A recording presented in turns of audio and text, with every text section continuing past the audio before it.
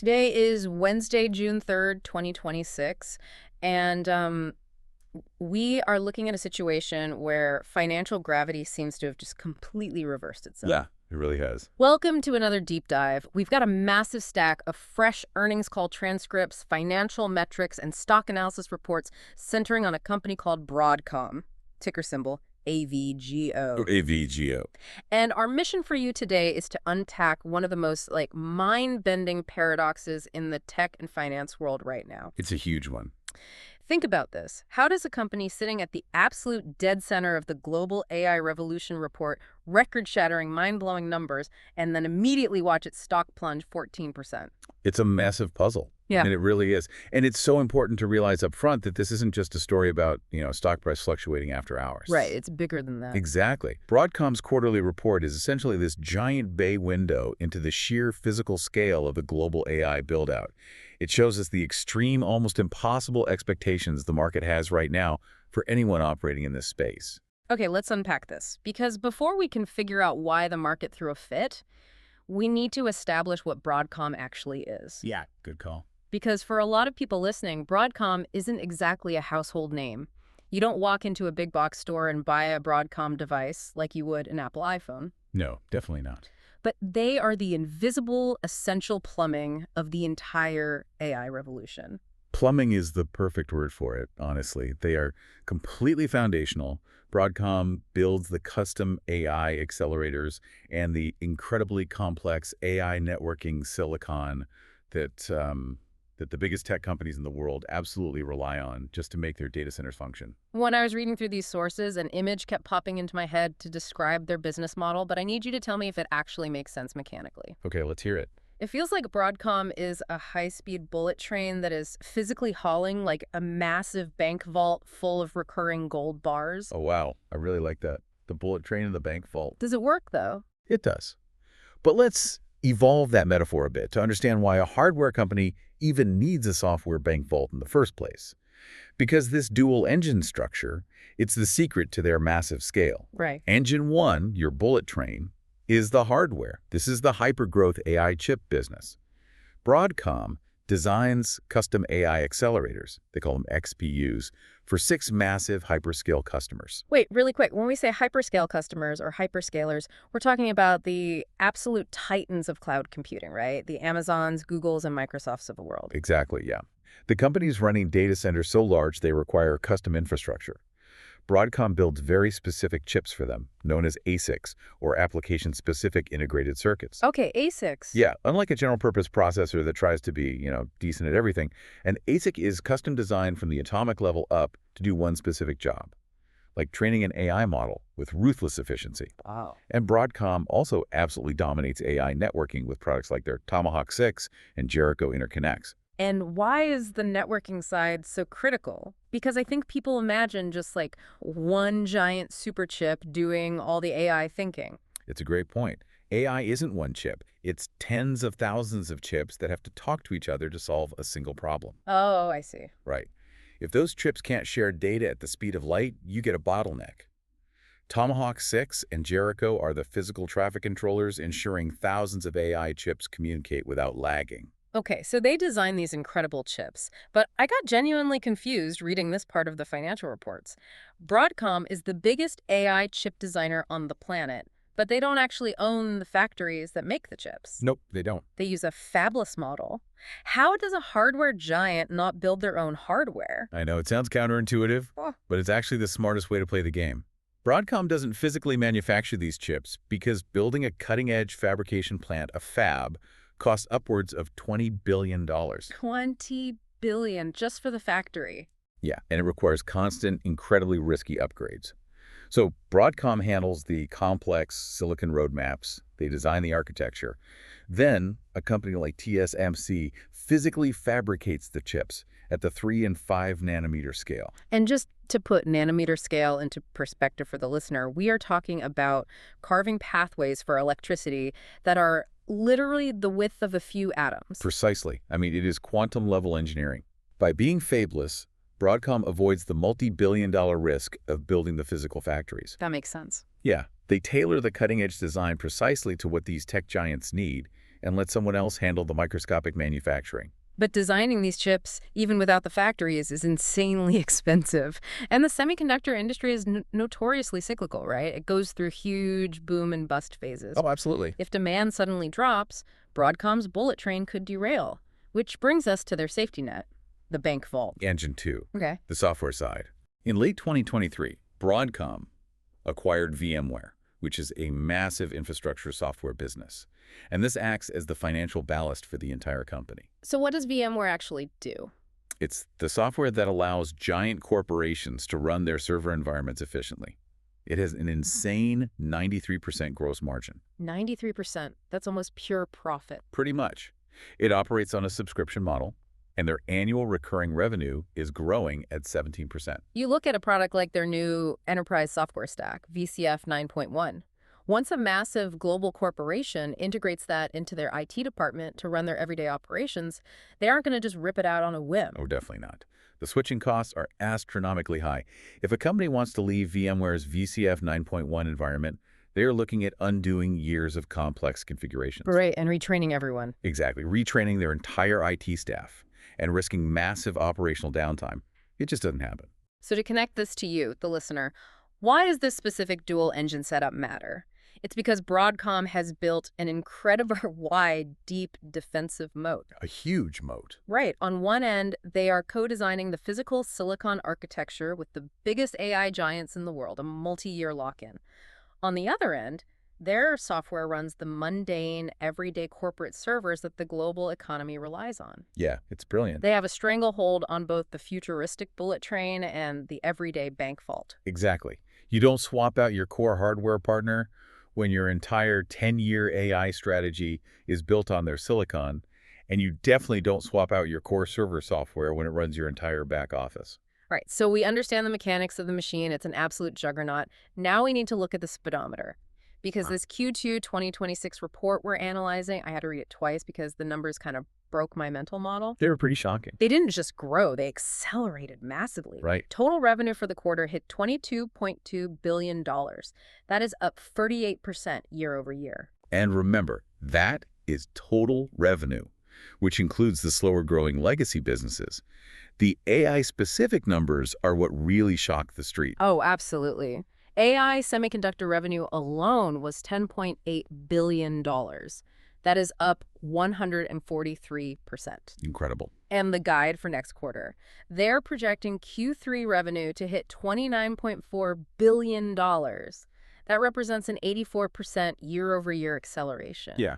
How does a company operating at tens of billions of dollars actually speed up its growth rate like that? It's the definition of a blowout quarter. Records were shattered almost everywhere you look on the income statement. But here's the statistic that absolutely stopped me in my tracks. In this single quarter, Broadcom shipped $10.8 billion worth of AI chips, but they booked over $30 billion in AI orders. Yeah, that order book is staggering. Their order book for a single quarter was almost triple what they were actually able to manufacture and deliver. I have to ask, are these tech giants just panic buying? Yeah, is this like people hoarding toilet paper in 2020, just double ordering because they're scared of a shortage? What's fascinating here is that, no, this isn't panic buying at all. This is a highly calculated, heavily financed multi-year arms race. Wow, an arms race. On the earnings call, Broadcom's management, specifically their CEO, Hock Han, used the word insatiable to describe the demand. Insatiable. Yes.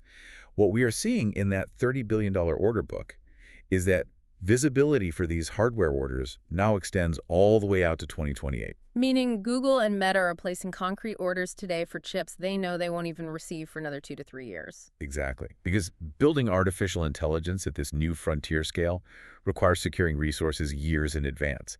It's not just about securing the silicon wafers or the high bandwidth memory components. What else is it then? It's about securing the actual physical electrical power required to plug these things in. Listen to the scale of these lockups. Anthropic is scaling to 5 gigawatts, starting in 2027. 5 gigawatts. And OpenAI has a deal securing 10 gigawatts of power by 2029. Meta is deploying 3 gigawatts of power just for their custom MTIA chip through 2028. And Google has a massive multi-generation agreement for their custom TPUs, their tensor processing units. Let's just pause on that word, gigawatt. We're throwing around terms in these sources like teraflops and high bandwidth memory, but let's ground this. Sure. Why does an AI chip need so much power, and what does a gigawatt physically look like? Because we are not talking about, megabytes on a laptop anymore. We really aren't. To understand why they draw so much power, you have to look at the mechanism of AI training. Okay. An AI accelerator isn't just doing math. It is constantly shuttling massive oceans of data back and forth from the processing core to its high bandwidth memory. Moving that much data at the speed of light creates extreme electrical resistance. And resistance creates heat. Exactly. So a massive portion of that gigawatt of power isn't even for computing. It's just to run the massive industrial liquid cooling system so the chips don't literally melt. And physically, a gigawatt is the unit of power used to measure the output of a nuclear power plant, right? Yes, it is. Picture hundreds of acres of land. Picture row after row of massive water cooling towers. Dedicated electrical substations directly connected to the national grid. That's insane. That is 1 gigawatt. OpenAI wants 10 of them by 2029. It represents a fundamental shift in how we think about tech. AI has fully moved out of the realm of pure software and coding. It's totally physical now. Fundamentally, it is now a game of securing physical energy, real estate, and hardware years in the future. Which perfectly explains the financing announcement Broadcom highlighted in these reports. There is a brand new AI XPU platform being created with Apollo and Blackstone. Right. If we connect this to the bigger picture, this financing vehicle is how you actually pay for a 10-gigawatt data center. Because even Microsoft and Google don't want to fund all that infrastructure completely out of pocket. Exactly. Apollo and Blackstone are launching a $35 billion first tranche, with the ultimate goal of deploying 20-plus gigawatts of compute through 2028. $35 billion just as a starting point. Yeah. The biggest financial institutions on Earth are pooling tens of billions of dollars just to ensure these frontier labs like OpenAI and Anthropic have the physical infrastructure required to keep building. They're treating AI compute like it's a global utility, like laying down the electrical grid in the 1920s. Which brings us finally to the central mystery of this deep dive. The paradox we promised you we'd explore. Right, the 14% drop. Broadcom has an impenetrable dual-engine moat. They have a $30 billion order book. They have insatiable demand. They have 84% revenue acceleration. They are literally the physical engine pulling the future of AI forward. Yeah. So why did the stock drop 14% in after-hours trading? To understand the drop, we have to look closely at their fundamental scorecard and then look at how that scorecard violently collided with market reality. Let's start with the scorecard, specifically the Rule of 40, or R40. A classic metric. Right. This is a classic metric used to gauge the health of a software or tech company. You basically add their revenue growth rate to their profit margin. The rule of thumb is, if you hit 40%, you are considered a very healthy, successful company. Sure. Broadcom's R40 just spiked to an absurd 115%. It's almost unheard of for a company of this sheer size.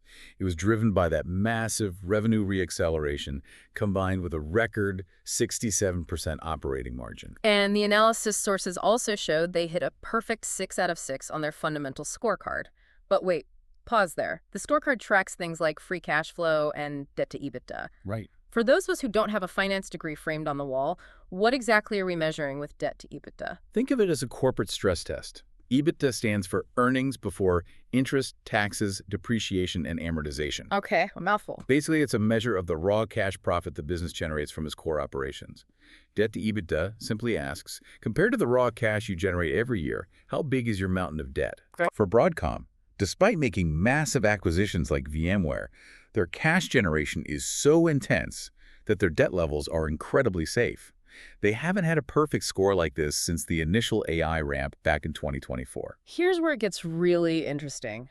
Broadcom right now is essentially a straight A student who brings home an absolute perfect A-plus report card, and their parents immediately ground them because they expected the kid to invent a brand new letter of the alphabet.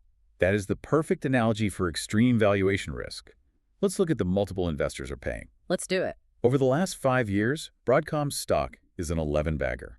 Meaning, if you invested 5 years ago, your money multiplied by 11. Wow.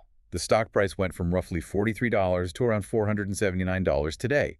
That massive, relentless run-up pushed their price-to-earnings, or PE ratio, to 49 times their trailing earnings. Meaning investors are willing to pay $49 today for every $1 of profit Broadcom generated over the last year. Yes.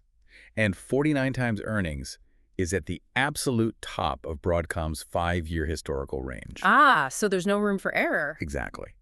When a stock is priced, that richly flawless execution isn't a pleasant surprise anymore. It is the bare minimum requirement just to maintain the current price. Flawlessness is already entirely baked into the stock price. So any slight imperfection. Any tiny shadow of a doubt in the earnings report gets magnified into a crisis. And looking closely at the sources, there actually were a few shadows in this report, even amidst all the massive growth numbers. There were. First, let's look at the margin squeeze. Okay. While the overall operating margin hit a record, the gross margin actually slipped. It dropped from 77.1% down to a guided 74% for the next quarter. I don't understand that. Why are their gross margins going down if their revenue is accelerating so wildly and demand is insatiable? It's an issue of product mix. Remember those custom AI chips, the ASICs and TPUs they build for the big hyperscalers? Yeah, the bullet train? Those custom hardware projects actually carry a lower gross margin than Broadcom's ultra-high margin software like VMware or their connectivity products. Because the demand for the custom AI chips is so astronomical, those lower margin products are growing much faster than the rest of the business. Oh, so the fast-growing part is just less profitable per unit. Right. Management was very clear on the call that this isn't a structural flaw in the business, it's just the mathematical reality of what products are selling the fastest right now. Right, it's the cost of doing business at a frontier scale. But optically, to a jumpy market that is demanding absolute perfection to justify a 49x multiple, seeing the gross margin guide go down is a headwind. It spooks them. Definitely. And then there is the concentration risk. This raises an important question about the fragility of their customer base. Broadcom relies incredibly heavily on just 6 core hyperscale customers. Just 6. Yeah, those 6 massive companies drive nearly half of Broadcom's total revenue. So we're talking about Google, Anthropic, OpenAI, Meta, relying on just a handful of giants. Exactly. If just one of those giants decides to fundamentally shift their silicon strategy, or if there's a sudden macroeconomic wobble that forces them to cut their AI capital expenditures, Broadcom is highly exposed. That's a huge risk. If OpenAI decides they don't need that 10-gigawatt data center after all, Broadcom's order book evaporates. And that vulnerability is really highlighted by the fact that their non-AI semiconductor business, things like broadband, traditional storage, and wireless chips, only grew by 6% this quarter. So the AI bullet train is rocketing forward at warp speed, but the rest of the traditional hardware business is just kind of out for a leisurely stroll. Right. It dilutes the pure AI hypergrowth story just enough to make an already nervous market hit the sell button. So what does this all mean for you, trying to make sense of the modern tech landscape? It's a stark, fascinating lesson in how markets actually function. It really is. You can be looking at the most powerful, structurally sound company in the world. You can have a pipeline of guaranteed business stretching out for years into the future, but if the market's expectations outpace reality, if the price of admission gets too steep, you still get punished. So true. The fundamentals are firing on all cylinders. Nobody in these reports is debating that Broadcom is succeeding wildly. The entire debate is solely about the price tag attached to that success. It's the stark difference between a great, world-changing company and a perfectly priced stock. They are rarely the same thing at the exact same time. Let's wrap this up and summarize the journey we've been on today. We're looking at Broadcom, a dual-engine behemoth pulling the entire global AI industry forward. Right. They are signing gigawatt-level hardware deals into 2028 and 2029, stacking up a massive $30 billion order book in a single quarter. Yet they are burdened by the incredibly heavy crown of a 49 times valuation, gross margin mix issues, and to add one more layer of uncertainty, an impending executive transition. Oh, right, the CFO. Yeah. Their CFO of 12 years, Kirsten Spears, is retiring, and Amy Thuner is stepping in to steer this massive ship. It's a fascinating dynamic. It is a company entirely defining the architecture of the future, but they are still tethered to the ruthless, unforgiving math of the present. Before we go, we need to offer a quick but important reminder that everything discussed in this deep dive is strictly for educational purposes. We love unpacking the data and exploring the mechanics of these companies, but this is absolutely not investment advice. Please, always do your own thorough research before making any financial decisions. And as we close, I want to leave you with a broader thought to mull over. We started by talking about the market's expectation of logic of supply and demand. Yeah.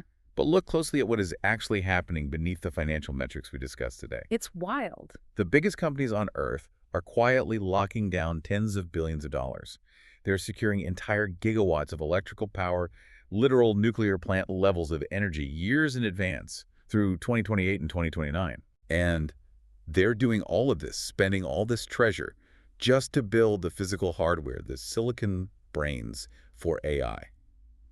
If this staggering, unprecedented build-out is what the physical infrastructure looks like, what kind of intelligence are they actually preparing to unleash? That's a great question. When all this hardware is finally plugged in, cooled down, and turned on, what is the software going to look like in your everyday life? It really makes you realize that what we are seeing today is barely even the prologue. Thank you so much for joining us on this intellectual journey. We'll catch you on the next deep dive.